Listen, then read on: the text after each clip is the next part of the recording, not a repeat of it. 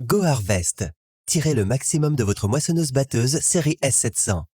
Avant de commencer n'importe quelle procédure, assurez-vous de suivre les instructions de sécurité, de bien comprendre les étiquettes de sécurité conformément au livret d'entretien et de toujours attacher les ceintures de sécurité. La vidéo suivante vous permettra de vous familiariser avec les fonctionnalités du Command Center de la moissonneuse-batteuse de la série S700. Le Command Center de la moissonneuse-batteuse John Deere comprend l'accoudoir, le levier multifonction et l'afficheur génération 4. Chaque composant possède une fonctionnalité similaire à celle de la précédente moissonneuse-batteuse de la série S600.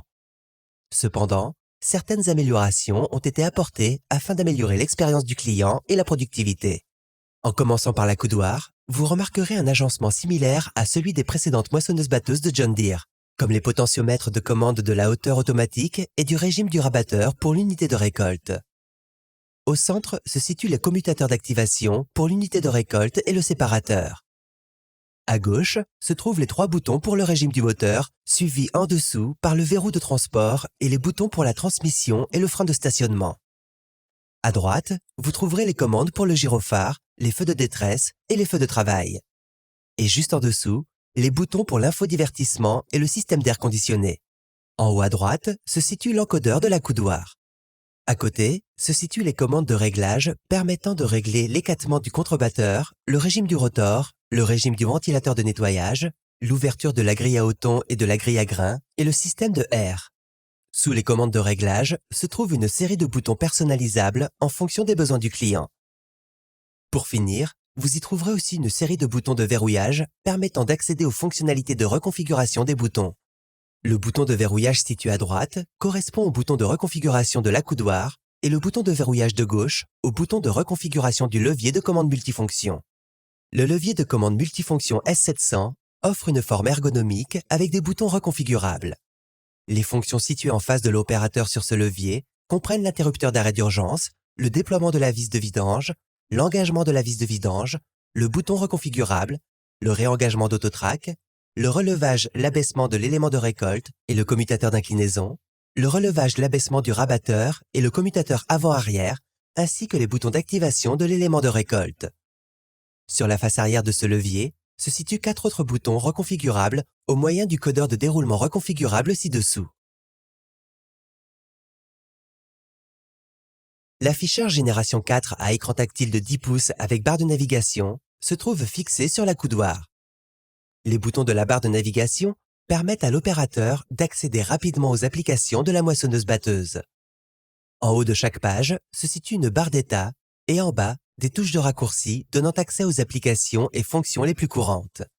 La moissonneuse-batteuse est équipée départ-usine de 4 pages d'exécution par défaut, à savoir celles pour les réglages, la récolte, le moniteur de travail et les performances. Toutes les applications sont accessibles par le biais de la touche Menu située en bas à droite de l'afficheur. Les applications sont configurées en 3 onglets différents, comprenant les réglages de la machine, les types d'applications et le système. L'onglet de réglage de la machine inclut les applications pour les réglages courants de la moissonneuse-batteuse, tels que les calibrages, les réglages de récolte et ceux pour l'élément de récolte. L'onglet de réglage de la machine comprend en outre le paramétrage des commandes qui permettent d'assigner des fonctions et des affectations aux boutons reconfigurables sur la poignée multifonction et l'accoudoir. Pour assigner une fonction, choisissez soit la poignée multifonction ou l'accoudoir, puis sélectionnez l'emplacement souhaité du bouton et son affectation. L'onglet Applications vous donne accès aux applications agricoles de précision ainsi qu'aux fonctions d'automatisation. La fonction d'aide se trouve également sous cet onglet. Elle fournit des informations détaillées sur les systèmes et les types d'applications. Sélectionnez l'application pour laquelle vous souhaitez plus d'informations. Cet onglet comprend également le gestionnaire de configuration qui permet à l'opérateur de créer ses propres pages d'exécution personnalisées et de modifier les touches de raccourci.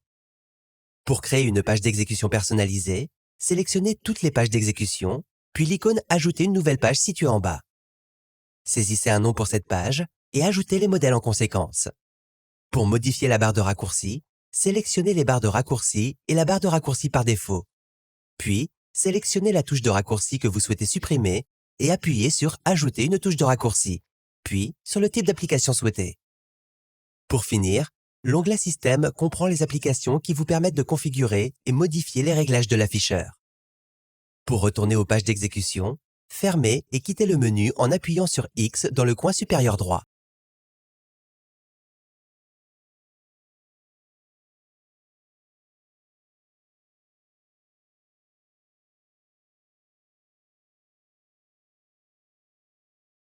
Un double afficheur et les capacités du contrôleur d'ensemencement sont disponibles.